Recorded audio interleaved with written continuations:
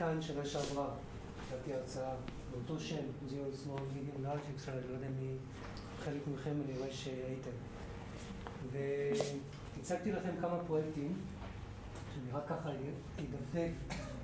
מה שהיה הנושא של ההרצאה, בעצם הגיע מאיזשהו בסיס של הספר של רם קולאוס, Small Medium Large Extra Large.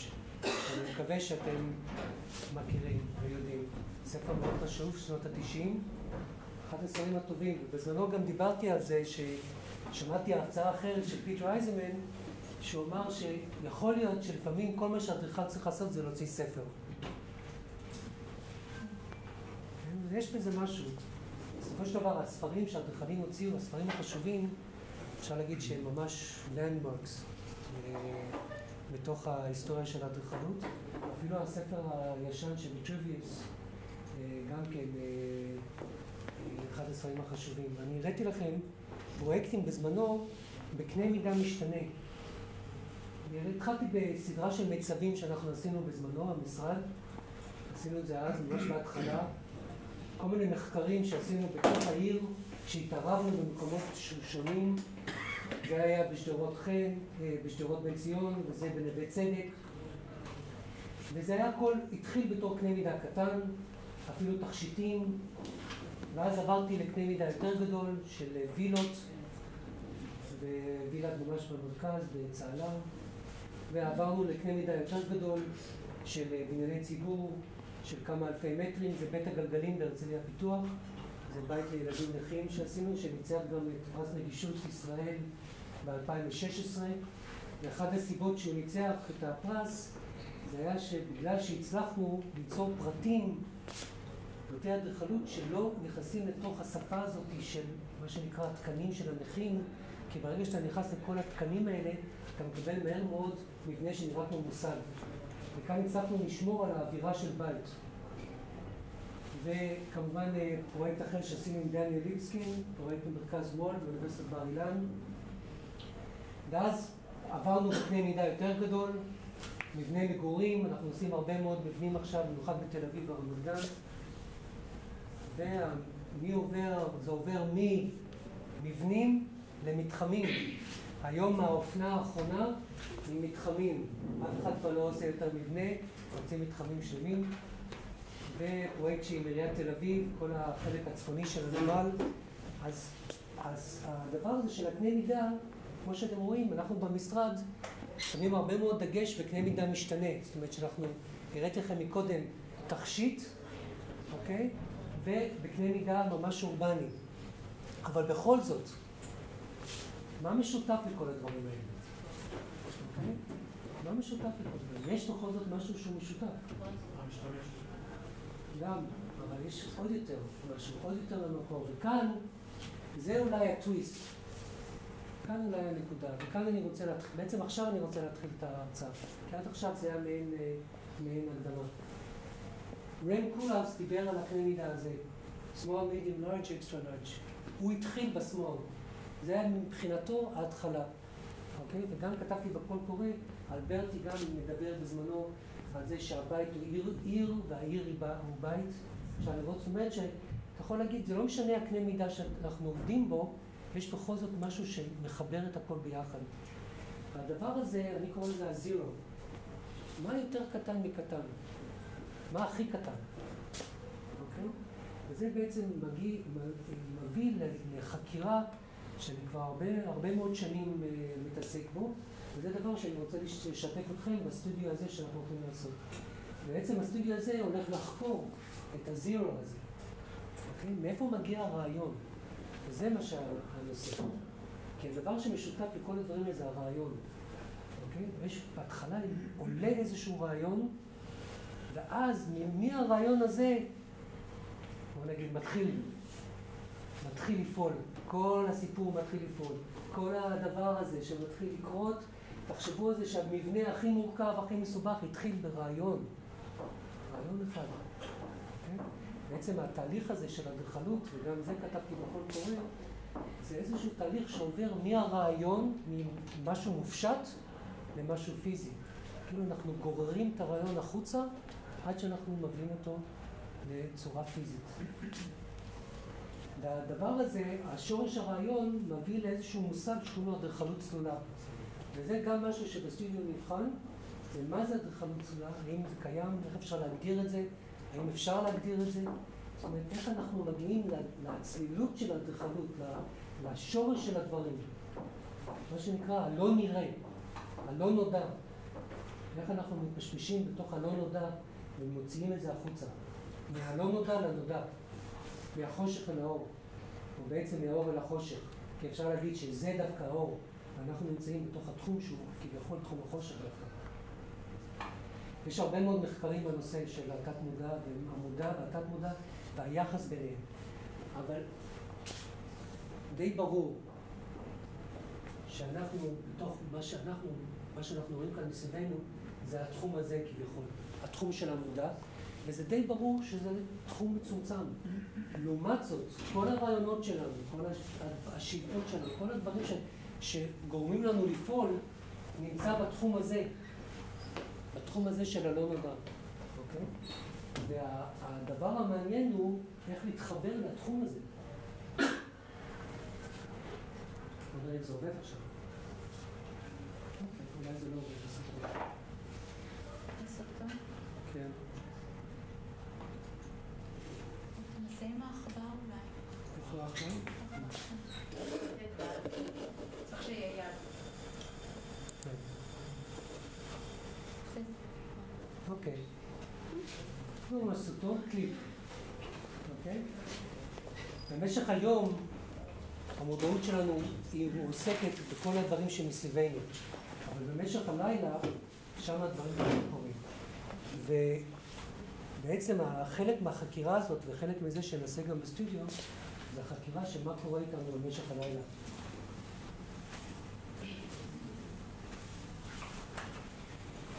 אני באמת אגיע לזה ואני ארחיב על זה. ברגע שנכנסים לתוך התחום של הלא נודע, מה שנקרא, הוא בעצם הוא כן נודע, אבל הוא פחות נודע בתרבות שלנו, אז נתחיל לראות שיש מסורת מאוד רחבה, גם במזרח וגם במערב.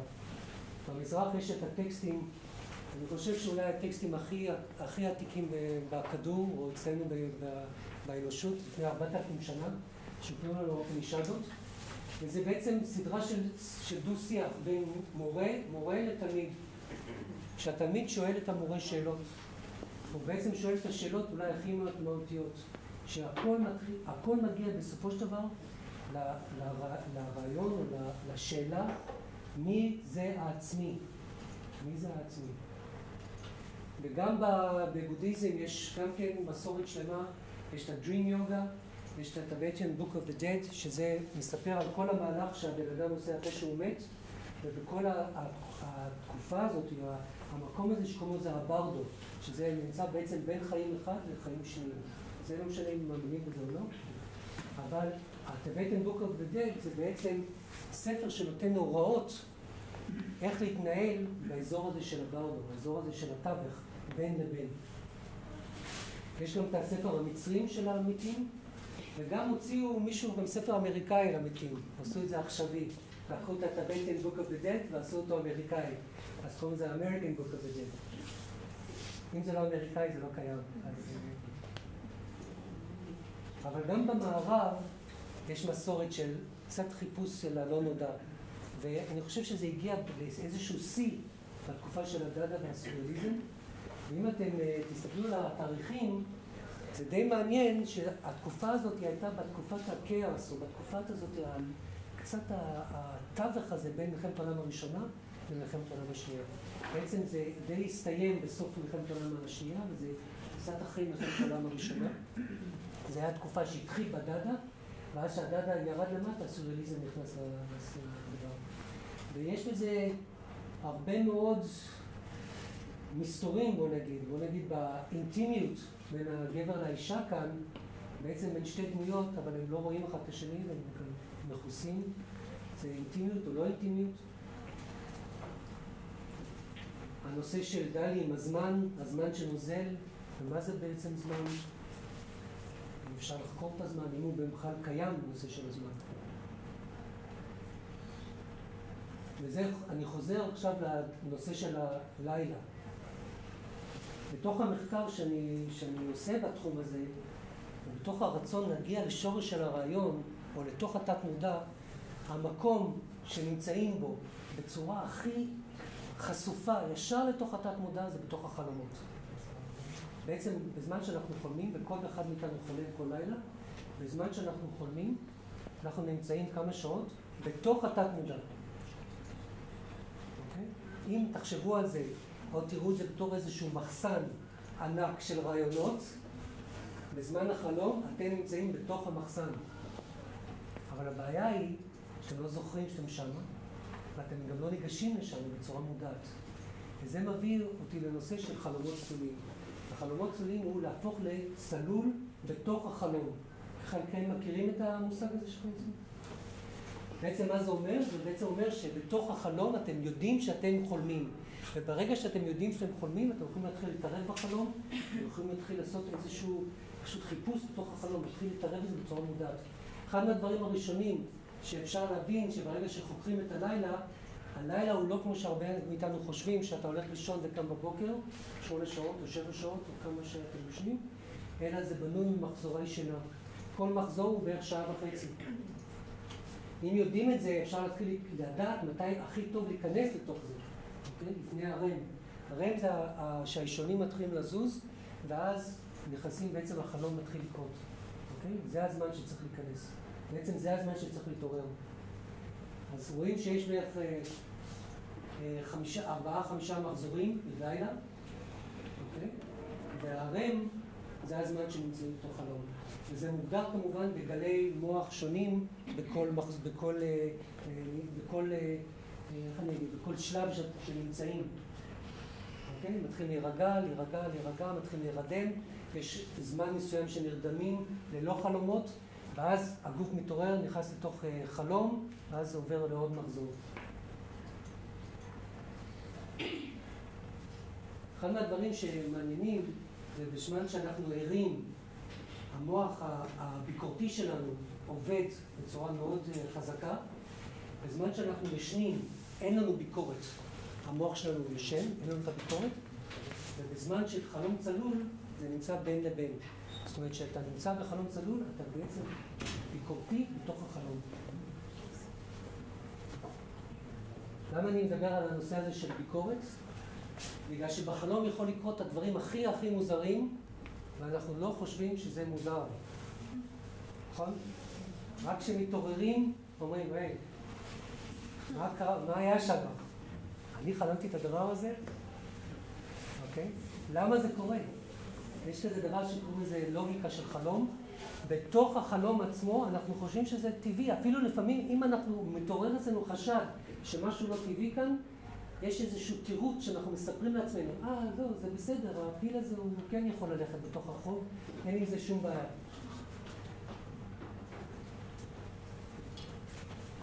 אז אני אשאל אתכם את השאלה העיקרית ששאלתי גם בהרצאה הקודמת. איך אתם יודעים שעכשיו זה לא חלום? גם בתוך חלום אתם בטוחים שזה אמיתי. אבל יש פילוסוף אמר, כאילו, לך תדע, זה החלום שלנו והחלומות שלנו הם אחרים. אבל איך אתה יודע שעכשיו זה לא חלום? צבטתי את עצמי. יפה, צבט את עצמך, זה טוב. אני אצבות אותך, אתה רוצה? אחד מהסימנים, אחד מהטכניקות העיקריות, הכי פשוטות, אוקיי? והכי ברורות, זה בחלום אין 5 אצבעות. אוקיי? בחלום אין 5 אצבעות. יש 4, 6, 7, סתם איזושהי צורה לא ברורה. אין אבל 5 אצבעות. זאת אומרת שאחד מהטכניקות הראשונות שעושים בשביל להתעורר בתוך החלום, זה במשך היום שואלים את עצמנו האם אנחנו נמצאים כרגע בחלום, ולא מאמינים לזה ואומרים, כן, ברור שאני לא נמצא בחלום. הרי מה זה ברור? ברור, כי גם בחלום אני אגיד, כן, ברור שזה לא חלום. אני מסתכל על האצבעות, סופר את האצבעות, ובזה אני יכול לדעת אם אני נמצא בתוך המציאות הזאת, או נמצא בתוך החלום. יש עוד כמה טכניקות. מחזיקים את הנשימה, אבל בכל זאת ממשיכים לנשום. ההשערה לא יציבה. אם בתוך החלום מגיעים לשלב שמסתכלים על השעון, מסתכלים עוד פעם, השעה זזה, הייתה משהו אחר. הטקסטים, לא? הטקסטים בכלל לא יציבים. אי אפשר להדליק חשמל. משום מה החשמל לא עובד. גם הטלפון, לא היה לכם חלומות שהטלפון לא עבד, ניסיתם לשלוח הודעה, לא עובד.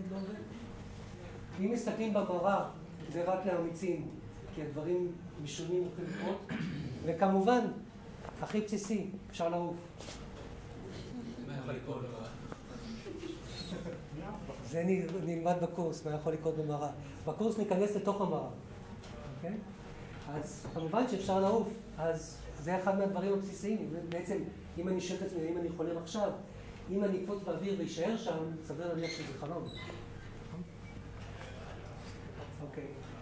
הרכבתי באיזושהי פירמידה שמסבירה אולי את הדברים העיקריים שיכולים לעזור לנו להפוך לצלילות.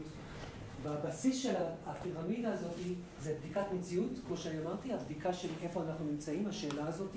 עצם השאלה הזאת, זה כבר אתה מסמן לעצמך או לעצמך שאת מפקפקת מאיפה את נמצאת. זה כבר פתח להתעוררות. אוקיי? לא לקבל את הדברים כמובן מאליו, אנחנו כל כך מקבלים את הדברים כמובן מאליו. אוקיי? אז הבדיקת מציאות היא חשובה, יומן חלומות שאני אגיד את זה עוד מעט, שזה ממש מאוד מאוד חשוב, וכמובן מדיטציות. ומדיטציות בלי קשר לשום דבר, זה אולי אחד מהדברים הכי חשובים שאתם יכולים לעשות לעצמכם. אחד מהדברים הכי, החקירה הזאת, הזמן הזה שאתם נותנים לעצמכם. היומן חלומות הוא דבר מאוד חשוב, גם מבחינת זה שאנחנו בסך הכל באדריכלות, אנחנו מחפשים את היצירתיות. והקשר הזה שיהיה לכם עם החלום, אם אתם הופכים לצלול או לא הופכים לצלול, עצם הקשר הזה עם האינטימיות שלכם בתוך החלום שלכם, להפוך את זה לציורים או להפוך את זה לטקסטים, זה דבר שיחשוף בפניכם הרבה מאוד דברים, להבין את עצמכם יותר טוב. איזה דברים, איך אומרים, אוקיפיים, איזה דברים מעסיקים אתכם. אם אתם מתחילים להחזיק יומן חלומות אחרי שבוע, לא צריך הרבה זמן, אחרי שבוע אתם פתאום מתחילים לראות. הבן אדם הזה מעסיק אותי, או זה מעסיק אותי, הנושא הזה מעסיק אותי, למה זה מעסיק אותי? Okay? זה עוד דבר שהוא חלק מההתעוררות. היומן חלומות יכול להיות דבר שהוא מאוד כיף, אינטימי, וגם אחרי כמה שנים שמסתכלים אחורה, יש בזה הרבה שאפשר ללמוד על התהליכים שאנחנו עוברים. אז עוד פעם, בדיקת המציאות. ואם מקודם הפירמידה הזאת הראתה את הטכניקות העיקריות שבמשך היום עושים, יש טכניקות שלמות שבמשך הלילה. וחלק מהטכניקות הוא פשוט להתעורר בלילה, להיות איזה שעה ערים ולחזור אחרי זה לישון. אוקיי? כדי להחזיר את הביקורתיות הזאת למיינד. אוקיי? רק שתדעו שהמושג הזה של שינה של 7-8 שעות רצוף זה דבר חדש.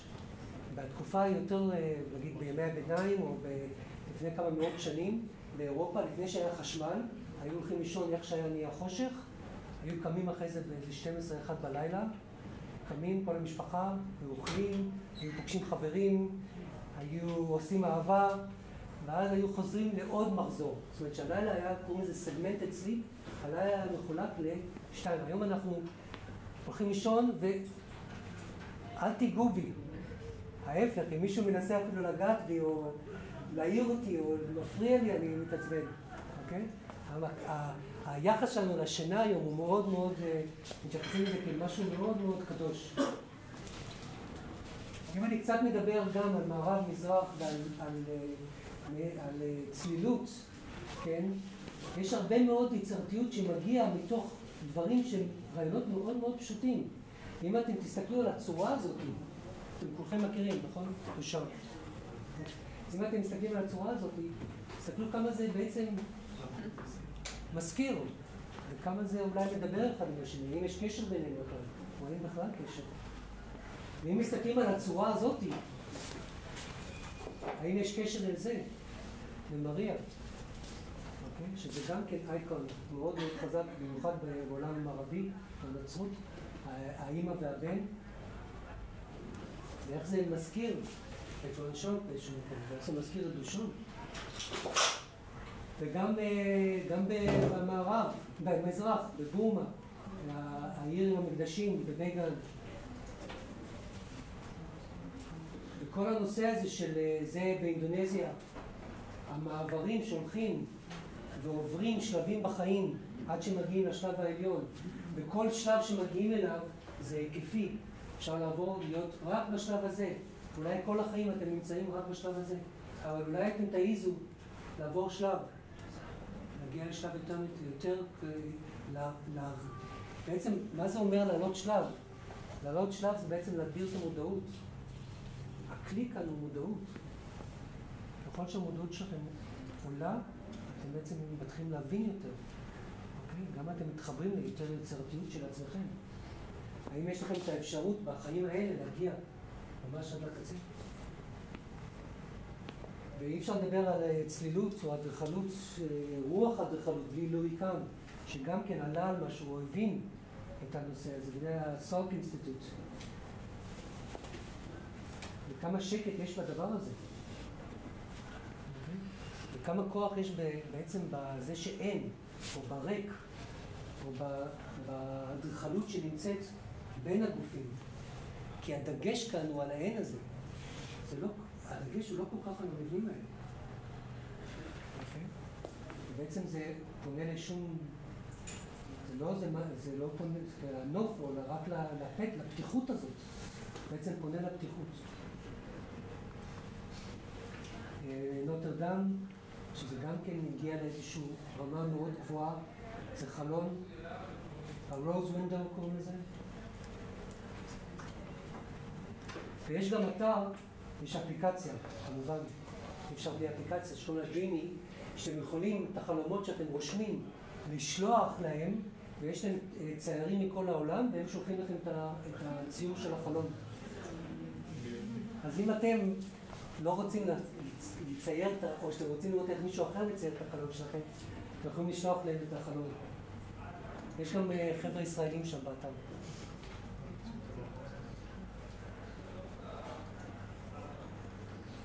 זה מה שאני מנסה להגיד, הכוח הזה של החלום, וזה הדבר שנחקור בסטודיו, זה בעצם בצורה מאוד מאוד קיצונית, האם אפשר בכלל לתכנן את הפרויקט בחלום. להפוך לער בתוך החלום, להיות מודע, ואז לראות איזה רעיונות שואבים משם, וישר לנסות להביא אותם משם, ישר אנחנו אל השפה שלנו.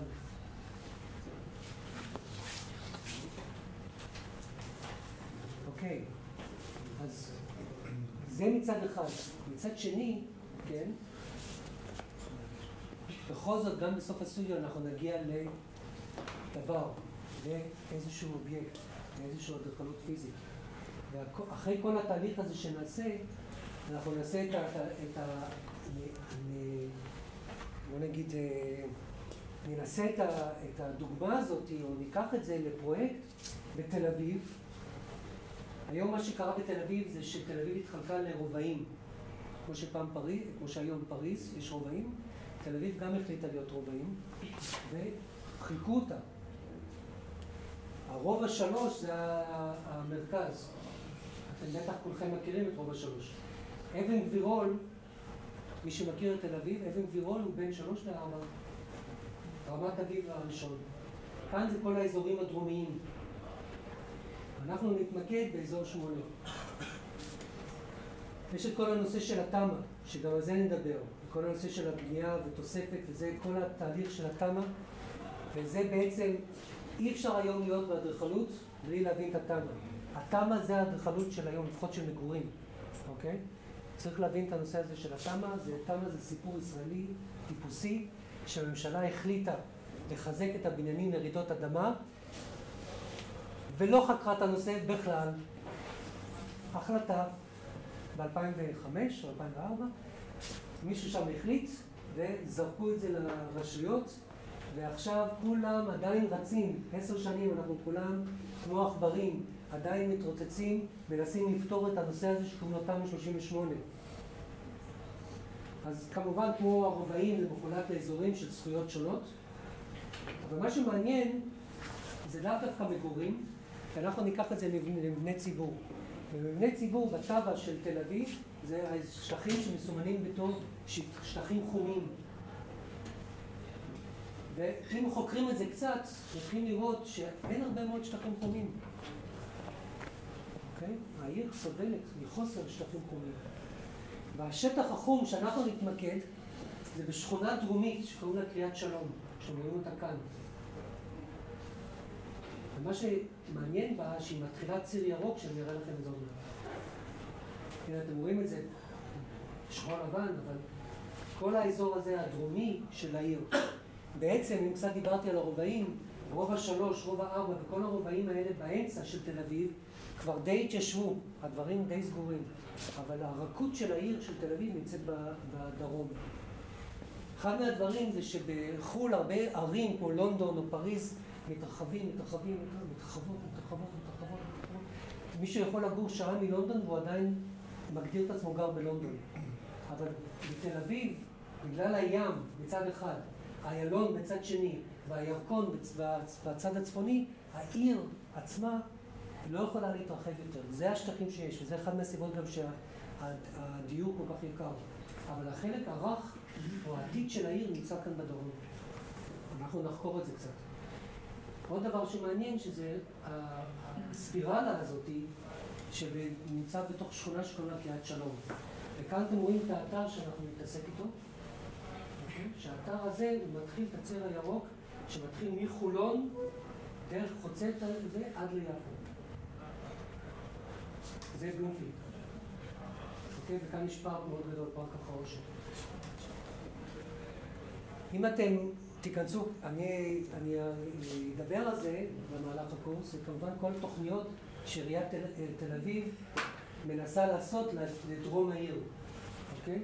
בגלל שגם עיריית תל אביב מבינה את הפוטנציאל שנמצא בדרום, יש היום הרבה מאוד צוותים והרבה מאוד אדריכלים שעובדים על כל מיני תוכניות לתכנון עתידי של האזורים האלה בדרום העיר.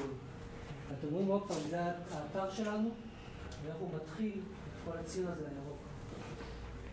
אתם רואים את זה כאן בתוכנית.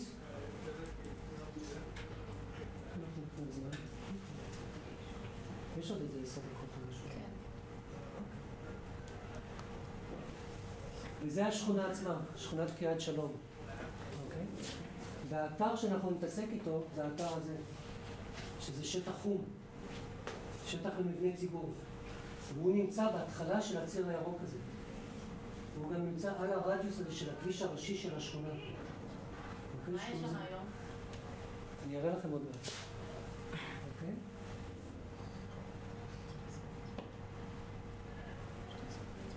אחד מהדברים זה שכמובן איך תמיד תכנון שכונה, הם בחרו את הרדיוסים האלה, וזה כבר יצר את הגיאומטריה של כל הדיור. אם אתם רואים שכמעט בכל אשכול כזה יש שטח חום. אוקיי? תוך כל אשכול הם פיזרו את השטח חום. אז יש למשל את הקופת חולים שנמצאת כאן, יש מרכז יום לקשיש, יש מקווה, בית ספר רמז, בית ספר הזה, יש ספרייה, יש נוער עובד במרכז הארצי שלו, יש בתי כנסת שנמצאים כאן. יש מרכז קהילתי גולדשטיין, שזה הזה, וזה המרכז החדש שאנחנו ננסה. הפרוגרמה שאנחנו נתעסק איתו יהיה פרוגרמה די פתוחה, שאני לא מעט לדבר איתה עליה.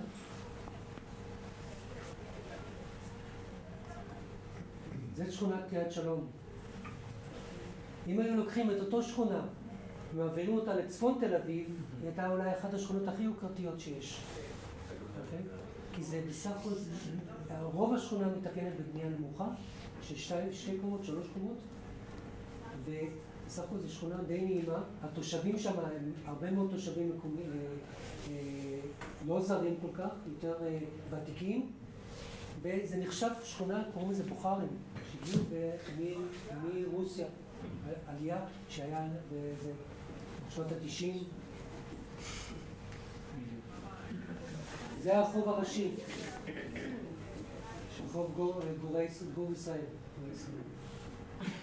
וזה מה שנמצא היום, בשטח הזה. השטח הזה מאוד משמעותי. אוקיי? זה מה שנמצא היום. תחנת שיטור ובני עקיבא. וזה הפארק הזה, ההתחלה של הציר. שמסתיים בבית ספר, יש שם בית ספר ראשי, עם המגדל מים. ואיך שמתקדמים עם הציר הזה, יש גם הפרשי מפלסים מאוד גדולים. וזה הבניינים שפונים אל הפארק. על הרחוב הראשי, על קיבוץ גלויות, יש כבר בנייה יותר גבוהה, אבל השכונה היא מקיבוץ גלויות דרומה. אז כמו שאמרתי, הפרוגרמה תהיה אולי פתוחה, ובמשך בתהליך שאתם תעברו, אנחנו נחפש את הפרוגרמה הזאת, וזה יכול להיות מרכז מבקרים, מרכז מוזיקלי, אולי איזשהו שלוחה של מוזיאון תל אביב, אולי אפילו מרכז לצלילות, שזה משהו שיש כאלה דברים בעולם, של מרכזים שלומדים את הצלילות, אוקיי? שעושים קורסים על זה, שחוקרים את זה, שיש להם ספרייה עם חומר על זה. וזה משהו שפתוח אליכם, ונראה מה אתם מביאים. אוקיי, בואו נראה אם יש סאונד. אני הולך לסיים, שיהיה זמן לשאלות, אם יש שאלות. אני רוצה להראות לכם ככה לסוף, אם זה יעבוד, אם יש סאונד, סרט שכולכם בטח ראיתם, או רובכם, אינספשן, קצת הוליוודי.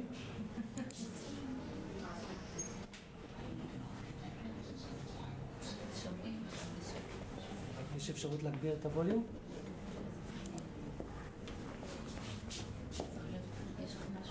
לא, זה.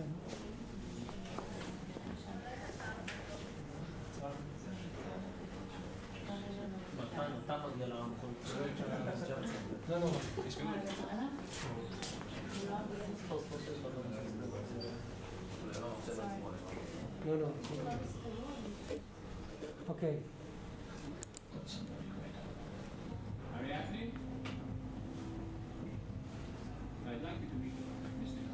הגיבור כאן מחפש סטודנטית לאדריכלות או סטודנט לאדריכלות שיכולה להיכנס לתוך החלום. אז מדובר על ריגול בתוך חלומות.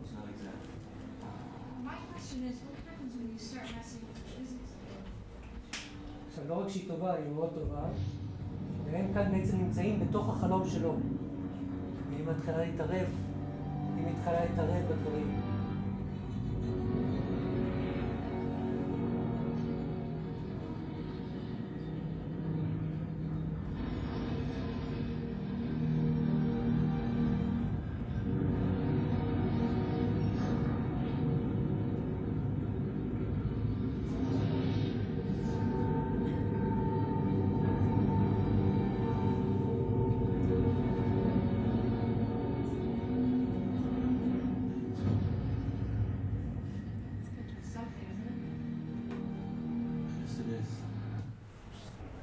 בעצם ככל שאתם תפתחו את הכישורים שלכם, היכולת שלכם להתחיל לתמרן את החלום לפי הרצון שלכם הולך ומתחזק. אוקיי? בעצם אין לזה סוף. אתם באיזשהו מקום נמצאים בפלייסטיישן הכי משוכלל ביקום. אוקיי? אז אחרי שאתם מתחילים להיות צלולים ולהיכנס לתוך החלום, אחרי זה לשחק משחק מחשב זה ממש קיצטר. אוקיי? בעצם זה כמו לעבור ליגה. וזה איזשהו רהיט שמישהו עשה בהשראה של פריז המתקפלת. אוקיי, קצת למה שאתה אמרת אולי בהתחלה, שיש סיפור של צ'אנג צו, שהיה סיני, פילוסוף, והוא יום אחד נרדם וחלם שהוא פרפר. ואז שהוא התעורר, הוא שאל, האם אני צ'אנג צ'ו שחולם שהוא פרפר, או האם אני פרפר שחולם שאני צ'אנג צ'ו? אוקיי, זה הסיפור.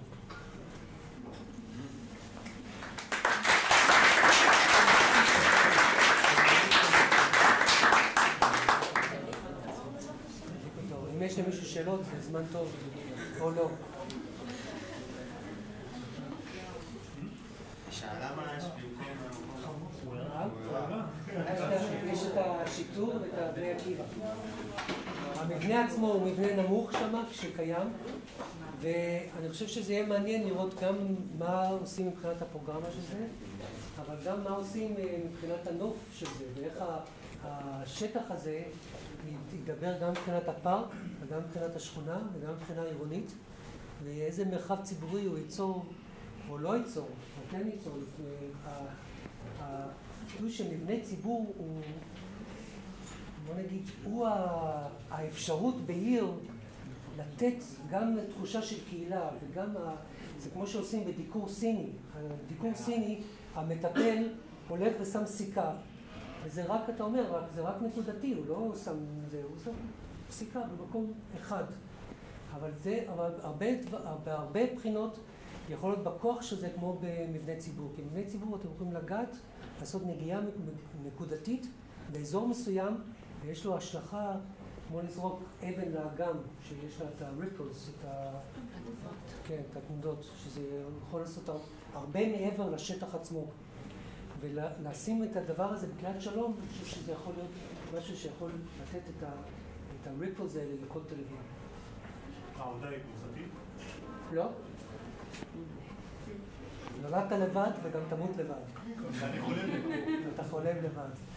אז ככל שתבינו שאתם לבד, אני אגיד לך מבחינה פילוסופית, הדבר היחיד שאתה יודע זה שאתה קיים. יכול להיות שרק אתה קיים. איך התחלת הסטודיו מבחינת שאתה דיברת על התהליך הזה? היה לנו איזה חלום לצורה או משהו כזה, ובאמת החלק הפרקטי של הפרוגרם ושל האזור? קודם כל, אנחנו אולי נראה את השטח כבר בהתחלה. אני אגיד לכם שקורבוזיה היה מספר שהוא היה מקבל פרויקט חדש, הוא לא היה עושה כלום במשך שבועיים. זה לא דבר טוב להגיד. אז אתה לגיטימציה לחודש. אז לא אמרתי את זה. אבל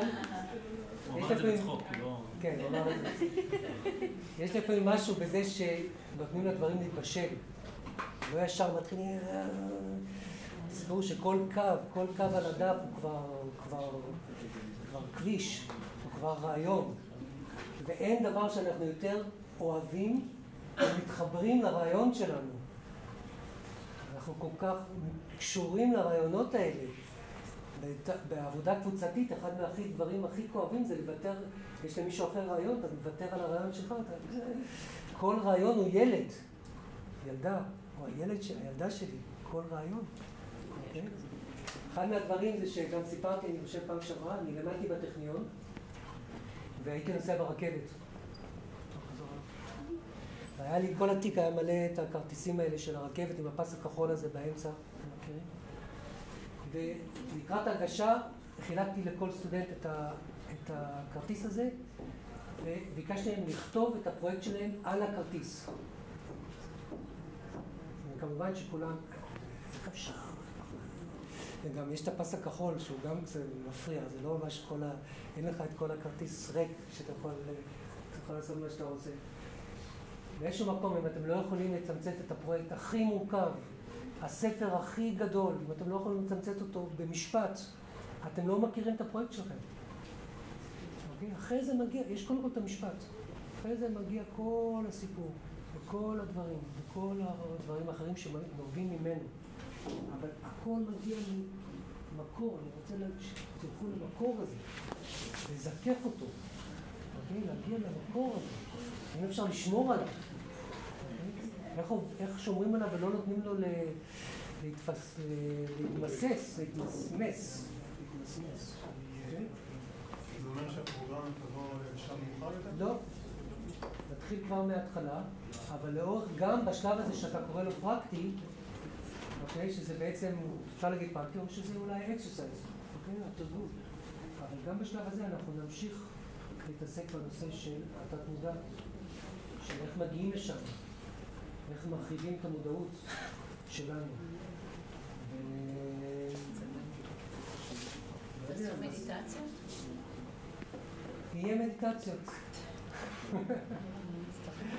אין דבר יותר חשוב ממדיטציות. אין דבר יותר חשוב ממדיטציות. אין דבר יותר חשוב ממדיטציות. אם אתם לא יכולים להיות עם עצמכם במשך 20 דקות, יש כאן בעיה. אוקיי? כל היום אנחנו מתעסקים עם אחרים, מתעסקים אחרים, כל החיים אנחנו מתעסקים אחרים. אתה מגיע למוות, כל החיים התעסקת עם אחרים. הגיע הזמן לקחת את האצבע.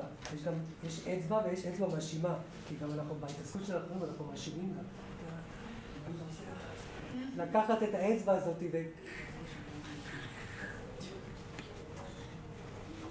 מה קורה שם?